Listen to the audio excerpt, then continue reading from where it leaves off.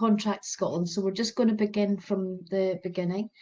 It's good that everybody's registered. That'll save us a little bit of time. So you're probably already past this point as well by the sounds of it, but let's just start where I would normally start.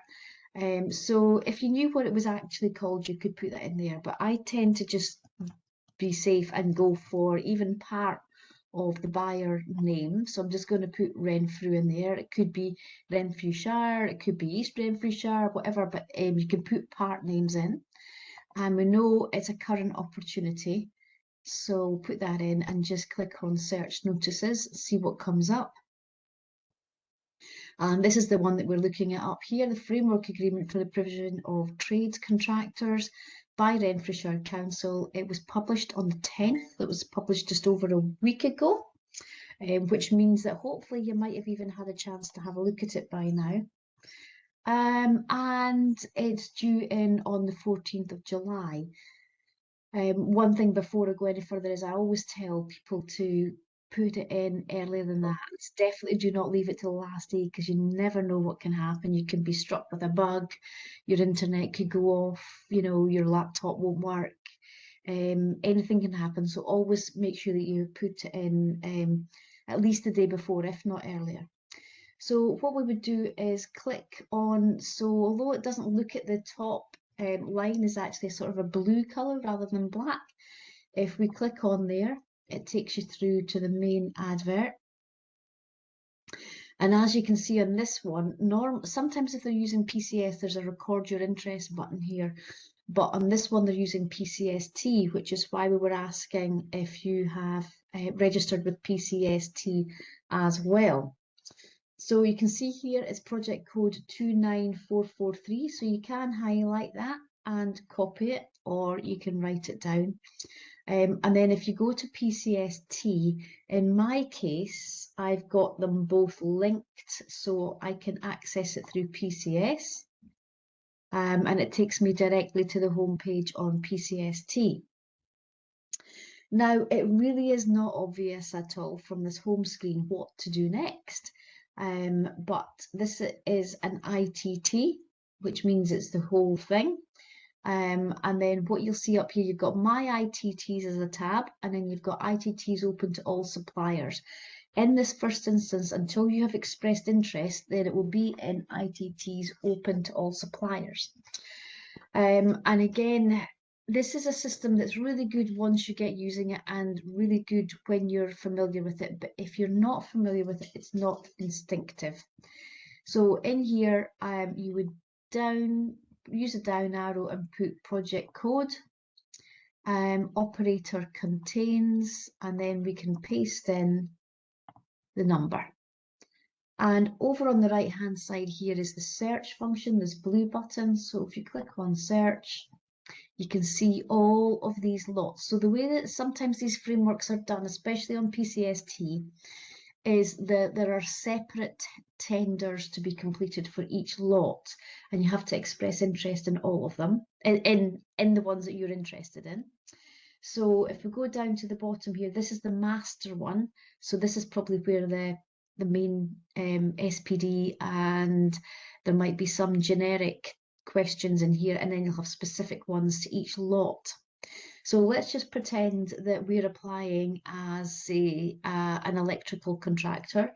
So what I'll do, first of all, I'll click on the master, and it's the light blue one. Now, what's quite handy to know is that this is just the front screen here. It doesn't tell you very much, but there is a printable view, including the weightings, and you can save that as a PDF as well.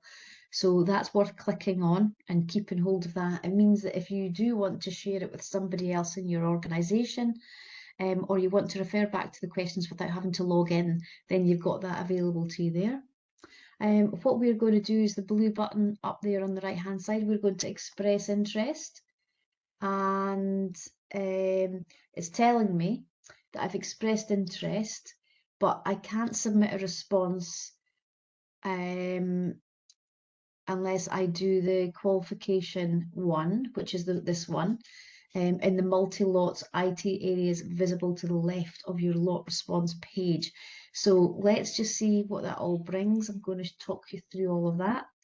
Then what I'm also going to do is, like I said, I am going to go into multi-lot response status, right? So lot response not sent. If I go into ITT details, see it's just taking its time. Let's hope. Oh yeah, it's saying that I've got 19 buyer attachments that I haven't read. That's fine. So I'm in here. So here are all the different ITTs. If I click on the master one, which is the one that I think we need to do, you can see in here there are all these different questions. So if we scroll down, we've got all these questions. Now at the moment, I can't click in any of those. I can't edit it. The reason is I need to do an intent to respond on the top hand corner there, which I'm going to click on. So, and even now, when you come down here, I still can't click on it, and I'll show you why that is in a minute. First thing I want to show you is that the good thing about this system is that you've got this sort of summary, this response summary at the top, and you can see there's two elements to this master ITT, which is a qualification response and the technical response. And in here you can see how many mandatory responses are missing. And once you've completed all the mandatory responses, it then tells you how many optional responses are missing. So it's actually quite reassuring that as you're going through it, you can see these numbers dropping and you've got a fair idea of what you've got left to do. If I tried to submit this on the top hand, right hand corner, it wouldn't allow me to, because I haven't submitted all of the, I haven't completed all of the mandatory questions, which is quite a good little check in a system, is that it's not going to allow you to miss out any of the mandatory questions, which I always think is quite reassuring, really. So this is in the My Response area. What I'm going to do first of all is take you to buyer attachments. So there are 19 attachments here. And rather than download them individually, I would always just do a mass download. So if you click on mass download, the file path exceeds 128 characters. Right, so let me just see what happens, whether they all come out or not. Because what it is because the event itself has got a long name, Master ITT Framework Agreement for the Provision of Trades, and then each document has got its own name, it might not come down. It might not be downloadable. Look at this one here. This might be one here, but that's the SPT recording, so I'm going to untick that anyway. The response guide is a very basic generic one, so I don't want that, but we'll take everything else. So you can see how you can tick and untick everything. And then if I download selected files, what will happen is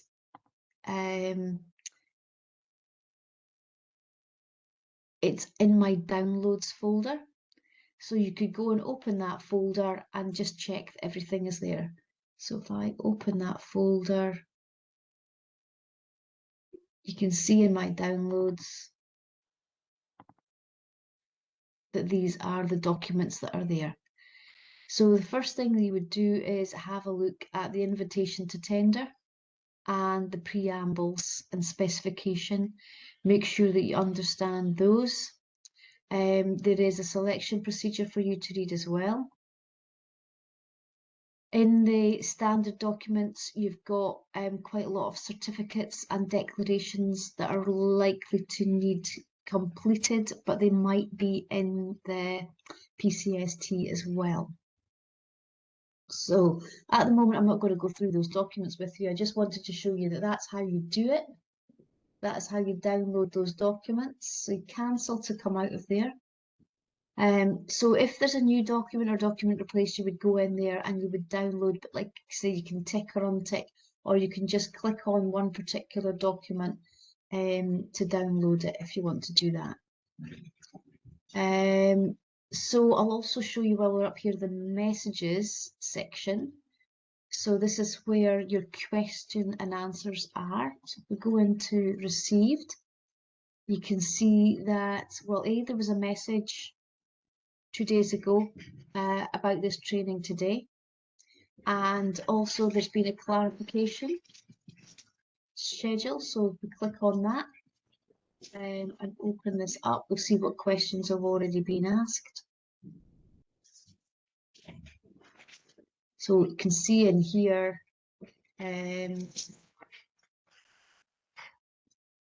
asking for the national schedule of rates, which is something that you would have to buy yourself. There's a health and safety questionnaire, just more about the national schedule of rates.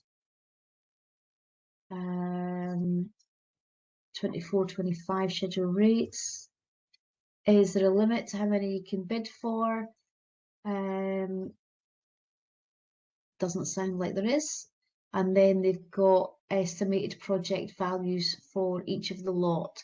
But remember, that will be shared and there's no guarantee about that. So these are the only questions that have been asked so far. But now you know how to get them. You just go into your received messages. If you have got a question, you go into create a message and you would use, say, just say it's about pricing, and just say, you know, spreadsheet, whatever it was. So you could say, we are completing the pricing for lot 1. However, the calculation element is not working. Can you please advise? So, you know, things like that happen where some of the documents aren't working as they expect. So you would do that. You can, if you want, attach something. So sometimes I've had to do a screenshot or something if there's something that's not working very well. You can also save it as a draft, which is quite a good feature in this system. So if you are drafting questions, and maybe you want to liaise with somebody else about it before you actually go ahead and ask it, you can do that. Or you can click send message. Obviously, I'm not going to do that. I don't want to worry Renfrewshire Council when something that's probably not accurate. So in this case, I'm just going to cancel it. But that's how you do it. If you did send a message, you would find it in your sent messages. Again, another feature of this one is that you can see whether it's been read by the buyer and answered by the buyer. So that's quite handy. If you've asked one and you see that it's not been read, then you could possibly send them an email just to say, you know, we posted this 2 days ago and it hasn't been read yet. I think they'll be on it though, because obviously it's a really big tender that they're doing. So if you had draft ones, then that's where it would be there. So as you can see at the top, we've got 3 tabs: ITT details, multi-lot IT, and messages. Although it doesn't look it, it's a bit peely-wally, this system, you know, it's basically just greys and whites and blues. And sometimes it's difficult to see that these are actually tabs, but that's what they are. So if we go into ITT details again, it does take a little bit of time. And so you can see these different bits here. So we've been into buyer attachments, we've downloaded attachments. Let's go into my response, which is where it automatically defaults to. So if we go through these questions, just to sort of give you an idea of what these questions are. Now, as I said before, you can't type anything in here at the moment. If you have previously done a tender on PCST, then a lot of your questions and answers, the answers to your questions will be saved, which is quite handy, as you'll see as we go through it for mine. So as you can see, there's 7 mandatory missing. So at the moment, this thing over here is the key. It's actually a little pencil. And what that pencil means is edit. We want to go into edit mode. So if I click on the pencil, then automatically now I can go in here and complete these fields. So if I say save changes, it saves, and I can't see the summary, but if I do save and exit, I can see now that those two questions, instead of being 7 mandatory left, I've got 5 mandatory left. So that's the way to do it, is you go into this pencil and edit. So if I go in here, another little warning for you is that the system does time you out very, very quickly.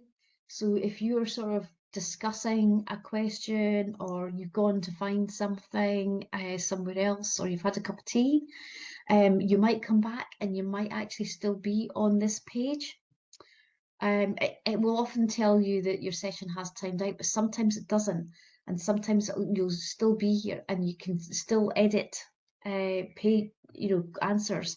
But when you go to save it, they haven't been saved. So I basically save changes quite regularly throughout this, and often just even save and exit just for my own benefit, just so that I know where I am. So you can see here, this is all sort of normal things about your VAT number, your company number, your address, your email address, website, what size of company you are, and this is all purely for information only. Whether you're a supported business means 30% or more of your staff are have the disability or are from a disadvantaged background. This is the SPD, so this is the single procurement document questions, and you will see these references here, 2A16, that's what the SPD reference is, whereas the 1.7, that is actually the PCST reference for the same one. Okay, I'm just going to get rid of that warning at the top. So then we go through the PCST. Are you bidding with anyone else? In my case, no, but if you've got partners that you're working with, you put yes. Then which lots? Now I've only clicked on lot 1 there, so I'm just going to put that in. We'll come back to that in a second. So then you've got details of the person who's filling in and responsible for the tender. Are you relying on any other party to meet the criteria? If the answer is yes, then it asks you for more details, and you'd have to get the SPD completed for that particular organisation. Okay, so if you're not, then you would just click no there. Do you intend to subcontract? If the answer is yes, then it's asking you for the list of subcontractors and then also to complete the SPD for those. This over here looks like a warning triangle, but it's actually an attachment. So you can see here that you'd have to complete the attachment for each of your subcontractors and then upload it here. And what you'll notice is you can only ever upload one document to this area. So if you had more than one subcontractor, what you would do is put them into a zipped folder, and then you can upload the zipped folder to there. So I'm just going to go back up here and say no, and that disappears. So these are conditional sections that just disappear depending on what your answer is. Then we've got all these, the mass murderer type questions, which would go. Now, although you don't have to complete this bottom one, if you've written no, I always just put not applicable in there, because it means that it limits the number of non-mandatory ones I've got left. So if I keep going down here, so we get past all these section 3 ones, 3D, 3G, 3D. Then we get to section 4. So here it's asking about, are you enrolled in a professional or trade register? So in the first one, there probably isn't anything. They might be asking about health and safety, would need to refer back to the ITT. The second one, 4A1B, is about trade registers, so that'll be select or NICEIC in the case of electrical, and any other relevant ones for your trade. And if you want to, you could upload, so just say that register's available online, you could put the link to that register there. There's no attachment facility on this one, so it's not as if you could attach your certificate in this particular question area. Then it's asking for your turnover for each of the years, and then asking about the different insurances. So here it's asking for professional risk indemnity, employers, and it will probably also be public, I would imagine. So they are going to check companies' financial health on Dun and Bradstreet, and they're looking for it to be 20 or above to demonstrate financial strength. So if there's anything specific in your financial history that you want to draw to their attention, then you've got the opportunity to put that in here. But if I just put nothing in there and not applicable in there, and then in this one, this is the relevant number of examples. So what they're looking for is 2 examples of work that's carried out that's similar to this across the last 3 years, and it can be examples from public and or private sector customers. So my little tip on this is to make sure that you have read the specification. If you're already on the framework, you've probably got a good idea of what is involved. But if you're new to this and you've never been on the Renfrewshire framework, then it's even more important that you read that spec very, very carefully. So it could well be that it'll be a mix of residential. So they'll have some housing, but they'll also have buildings like libraries, schools, community centres, that kind of thing that they run. So they're looking for it to be relevant to that. So what kind of work is it that's going to be dished out on this framework? So if you open this file, I'm just going to show you what it looks like. It's a very basic one. So in this case, you would say how much the contract was worth. I'll just say 24,000, and it was from 1st of January 23 to 1st of January 26, and it was let's just say Glasgow City Council, and then you would put what you've done there. So electrical works, both planned and reactive, and voids. Well, I'll just put that. Working in occupied buildings, providing electrical solutions, and then carry on like that. You could put, a number of works orders, the sort of jobs you've had, the projects you've been involved in, what your performance has been like, any feedback that you've got from your client, that kind of thing would all go in there. And then you save that to your folder. I'm not going to save that because obviously it's not accurate. But then what you would do is you then can drag and drop in here once you've completed it. You could just put both examples on that one document. That would make it easier for you to upload. Then what you do is you can browse. So if we go into, say, downloads, and take that one, click on it, and then you say open, and it's as magic as that. There it is, it appears, it tells you what it's called. If you then later change your mind and you want to delete it, then you just click on that little bin bin icon, and that takes it off. And then, you know, this is just if there's anything electronic that's being not applicable. Then it's asking you about supply chain management. So you've got a space to put that. Now, when you've got a space to put these things in, usually it's 2,000 characters, which includes spaces. What I do is I use a Word document and then copy and paste it. And the reason I've done that, so by the way, I'm going to press Save Changes here and I'll show you what happens. Unfortunately, it does not anchor you. It takes you back to the top of the page. You've got to come all the way down again. It's a bit of a pain, but you have to do it. You have to keep saving. So get back to where I was. When you're doing this type of response, which is a written response within the box, each box has got 2,000 characters.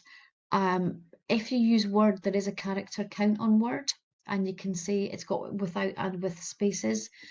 And I would recommend you do that. The reason being, it would not be the first time that I've been caught out by typing away in this box, ending up with a fantastic answer that I really like. Go to click save, and it's logged. It's thought I've been inactive, and it's not saved it. So definitely do it in Word and copy and paste across when you're ready. So this is asking for education and qualifications, which you would put in here.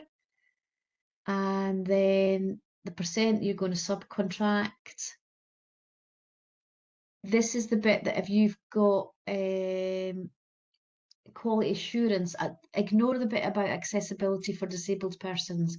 Nobody knows why that's there. It's completely random. Everybody ignores it. This is about quality assurance. So what they're looking for is something like ISO 9001. But if you don't have that, then they're looking for a quality policy, and health and safety related policies as well would go in here. So if you answer yes, then you don't have any conditional questions. But if you answer no, then it asks you for more information, which you then have to upload. And then you would put your name, so just say Julie Cahay, Director, and we'll put today's date. And we'll put location. Okay, so if I save that, again, it'll take me up to the top, but I can't see where I'm at with anything until I do save and exit. Save and exit. And what happens is you can see that I've still got 4 mandatory responses. And what is a bit annoying about this is it doesn't tell you where they are. So you have to just scroll down again and see where those mandatory responses are. If we go on to the technical side, so if when you're shifting between the two, quality and technical, the only way you can do that is to do your save and exit. It takes you out of that written response and takes you into another one. I'm just going to check because I can't see anything coming up, but please do chip in with questions and I'm happy to stop, take your question and then go back in if there's anything on what we've done already.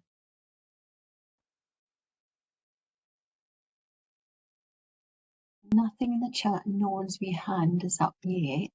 But now is your chance, guys, if you do want Julie to go over something, please let us know via the chat, little speech bubble down round about your clock area, or just put your wee hand up on the reactions. Even happy for you put in the chat to say that was all fine and you understand it, and you know, just let me know how it's going. Fiona says all understood. Good. In the technical response. So the technical response is all, this will just be generic stuff because this is the master, it's not about the individual lots. So in here you can see we have got fair work, community benefits, compliance with the terms, a health and safety questionnaire, information on COVID. What else have we got? This is all the declarations. That's good. Everybody's understanding everything so far. So what I'm going to do is, right, so if we go on here, just goes to the top again. This contains several elements that are required to complete in order to be scored. The associated weightings is detailed within the ITT. So if you remember, this little icon over here is the attachment. So you're required to complete and return the questionnaire attached to this question. So once again, it says there is guidance available within the general attachments area, which is the bit that we've already looked at. But if you click on here, and we'll open this one,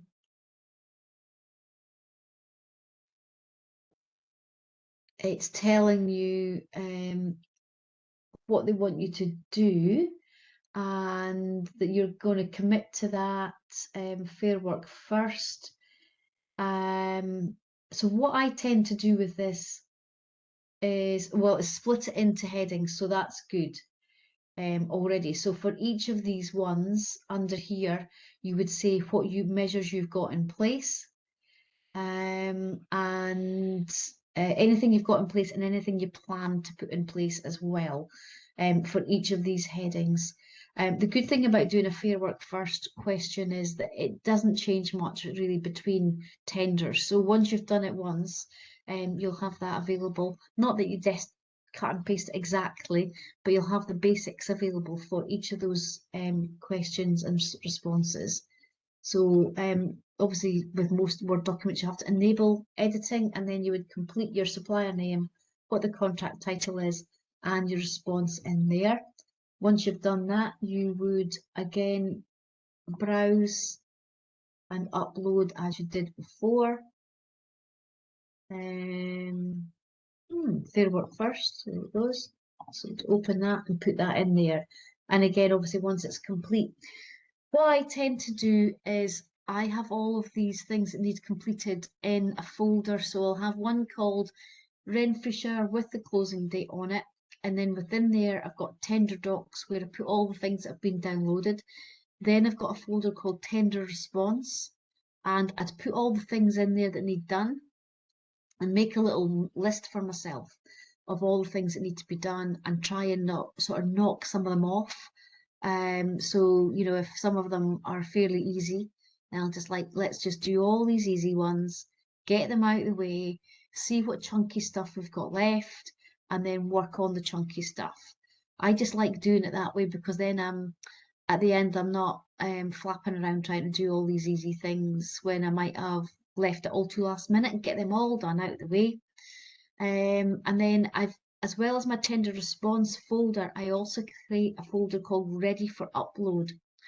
And I only put things in there when they're very final and I'm very ready to put them in. And what it means is when you're going to do this upload to the system, then you are taking it from, you are taking it from the right place, and you're taking your final document in. I've seen a company miss out on a massive Scotland Excel contract that they'd had for years and years and years, because they uploaded an empty pricing file instead of the one that they had actually completed. And that was it. They were out for 4 years. So it's so easy to make an administration error. You had to be so careful with these things. So I'm not going to go through all of these ones, but it's just to say that these are available. These are ready for you to do. Now with these ones, you just got to actually say yes to these, unless the tender says so. It doesn't look like it here. It doesn't look like they're actually asking you to complete these at the moment. They might do them later on. So, but there is an opportunity. So I want to show you this because it's a wee bit different from what we've got there. So if you want to add attachments to the additional area, again, you look at this and you're like, what do I do? Where do I go next? It's not that intuitive. On the right-hand side here, there's upload files.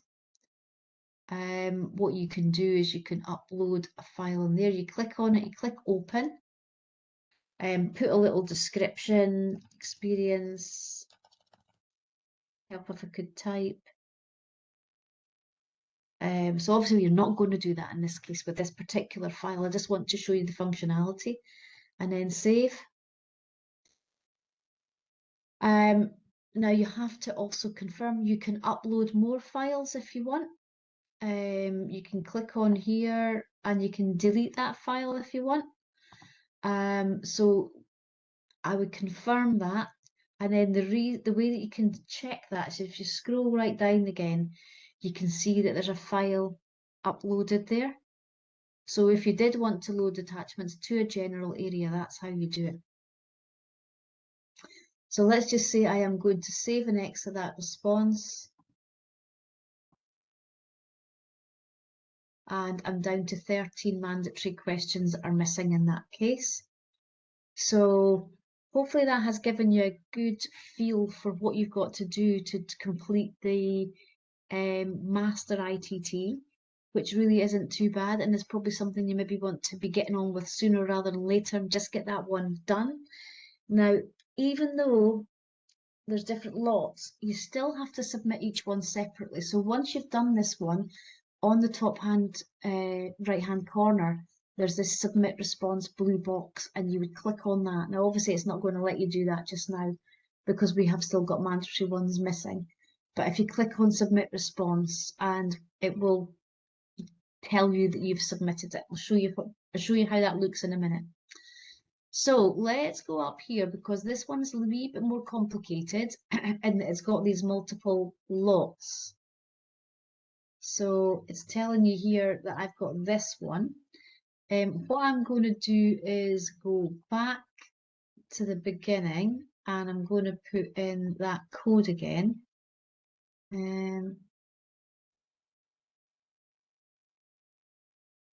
Why is it not letting me do that? Let me go to home. Let me go to ITTs. And I'm going to search for project code contains 29443. Right, now in here you see I can't see the master one, and that's because I've already expressed interest in that, and I'll show you that in a second. If I click on electrical and I do express interest, confirm. Now I can actually do that, express interest in that one. If I want to come out and go to home again, just want to show you. So if you're coming in, there is different ways to come in. You can come into to ITTs and come into my ITTs. And here you can see these two ones here. Yours will be a bit tidier than this because you probably don't have as many on the go. But you will see these ones here, and both got the project code 29443, so you know it's these ones. And that's a way that you can quickly access these two, is from there. But also there is a dashboard, and when it does finally, you can see over here you've got on the right hand side my ITTs with pending requests, responses, and you can see them both here, so you can get into it there as well. Some people like the dashboard, some people don't. It's entirely up to you, but that's two ways that you can do it. And then you can also see your messages.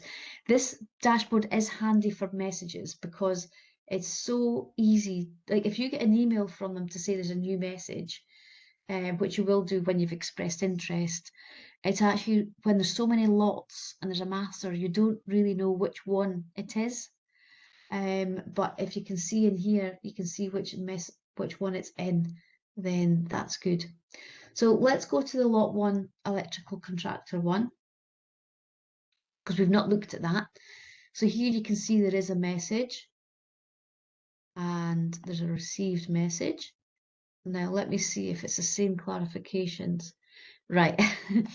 It says we'll publish any clarifications on the master ITT. So even if you ask a question in the lot, whichever lot it is, then it will always be answered in the master one. So in a way that keeps it a bit tidier, but you can still create your message from here if you want to, like we did before. So go into multi-lots, and now you see I have got this lot 1 electrical contractor. So let's just see what it consists of. There's not a lot in here at the moment. So what it's got is detailed methodology and approach to delivery of the works should you be successful. The company's approach, certification, qualifications, experience and commitment to driving performance, innovation and delivering best value, no more than 4 pages, and using Arial 11 or more. They might have more detail than that in the actual ITT. But again, I am not able to do anything. And if I was able to ask a question and say, why is that? The reason is I have to say I intend to respond. And once I've intended to respond, remember, I need to go over to this pencil, and then I can now browse and upload the answer in there and then delete that as I want. So I can save those changes, save and exit. So in there you can see I've got a response. I know it's not the right response, but it's just to show you. And then there's the commercial element down here as well. So this is where you've got your, there's an offer worksheet. So let's have a look at that just to see what it's like. Excel spreadsheet. So in here, it's tell you what the annual amount is, and then you've got percent adjustment to the national schedule of rates. So just say it's like -5. That adjusts that by that. Then what your hourly rate is. So please do not go on these figures. I'm just making things up. So just say your hourly rate is £45. Your apprentice is £20. And then you would go in here and what your percentage is here. So let's just say that's 2%. So you would have to understand what these are. Now, I'm not an electrician, so I don't really understand these. And if you are an electrician and you don't understand them either, then do not worry, ask a question on that question and answer, because if you're not exactly sure what they mean by that, then you do need to understand that to obviously be able to put that in. So then what you would do is save that into your, once you've completed all the bits with yellow. Now normally it does have an area for your contractor name. It doesn't have it in this case. You've just got these figures to be put in. So make sure that you understand what they're asking for, complete that, save that in your tender response, and then once you're finally happy with it and you're not going to change it anymore, put it in your ready for upload area. So I'm not going to save that. But if you were, in this case, you would need to go up to the pencil, do the browse again, go to the correct place and upload it. Be really careful. I've made a mistake once where I have been browsing and uploaded the wrong document to the wrong question. So just make sure that you're very, very sure that you're uploading the correct document. And then there's a declarations page. Now it says it must be signed in wet ink by somebody who has authority to do that. So in this case, you will have to print it out, get it signed, scan it in, and then have it in as a signed document. They're not accepting an electronic signature on that. Just to see what it is. It's got a bit more information involved in it. So it's got an authorised person and a witness as well has to be signing that. That's your form of tender declaration. go there. So if you come back here, oh, where have we gone? Well, I think somehow or other come out of that. Yeah, we're on your desktop just now. That sounds Yeah. back in the room. Well, we're back with PCS. PCS, but I think what's happened is, don't know why, what happened there. Anyway, I'm going to have to just go back in. And that's why it's important to save as you go along. Oh no, not this again. I do get in eventually. I'm giggling because mine's is doing that too. I refresh it about 10 times before it lets me out. Yeah. Do you think it's the system then? Because it's the only time it ever happens with me. Yeah. Okay, so we're in the electrical one. So there's really not too much involved in this. They're asking for one technical response, which is 4 pages long, and then for you to complete the pricing. So they have tried to make this as easy as they possibly can. And hopefully today's helping you get your head around the technology side of things. So once you've completed those and uploaded what you need to upload, then you would simply submit response. Let's see what it does. Your response is not yet submitted. Click response, and it won't let me do it because I've not completed the thing. So let me just see what it says. Yeah, so it is now telling me what the mandatory fields are. So there's 2 fields there that I haven't completed, and that's why it's not letting me upload.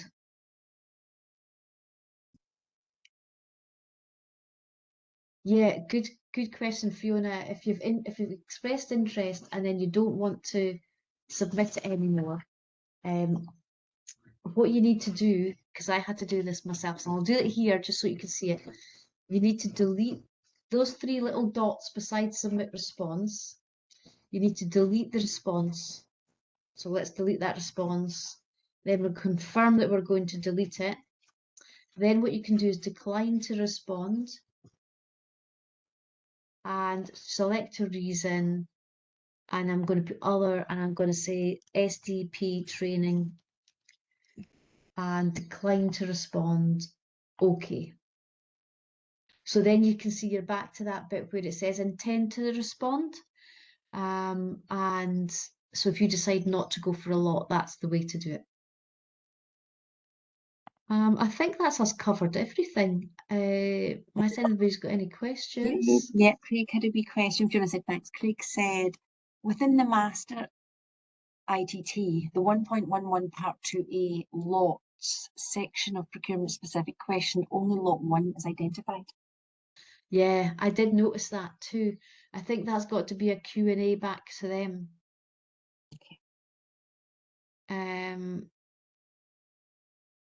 Which we can do just now. We'll do just now.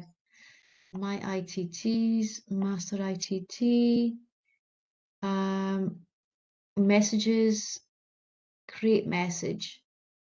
And it was in the qualification envelope. And a good lot selection. In the SPD, where we are asked to select which lot we are applying for, only lot 1 is displayed, available for selection.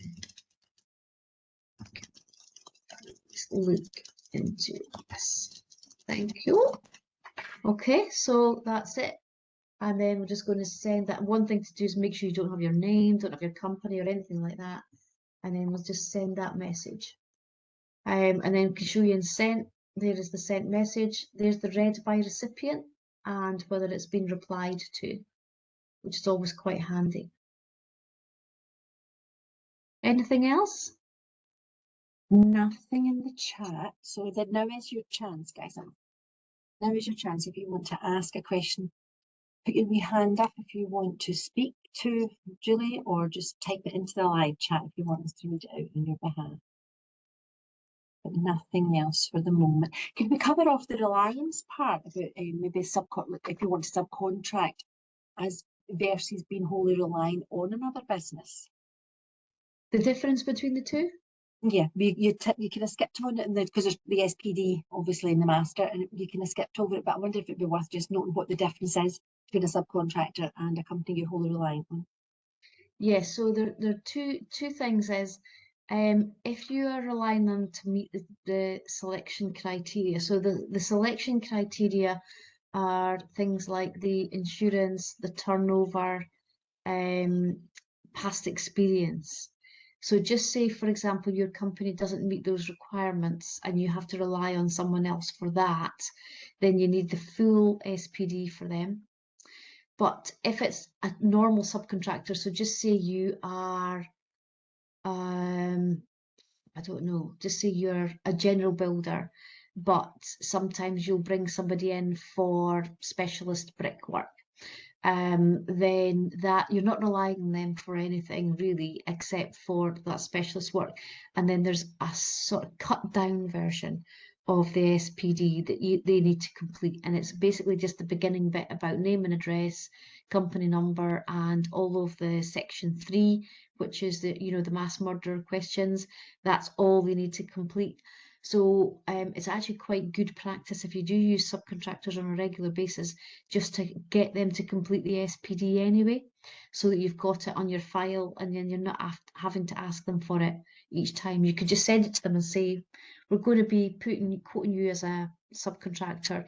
Can I just double check that you have got that all these details are still correct before I upload this? And then you're not, it's not going to take as much time then to turn that around.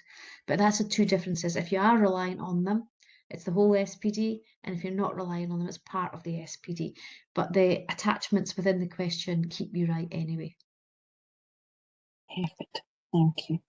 No more questions, and I don't think anybody's wee hand is up, so I'm going to maybe stop the recording there. Let's just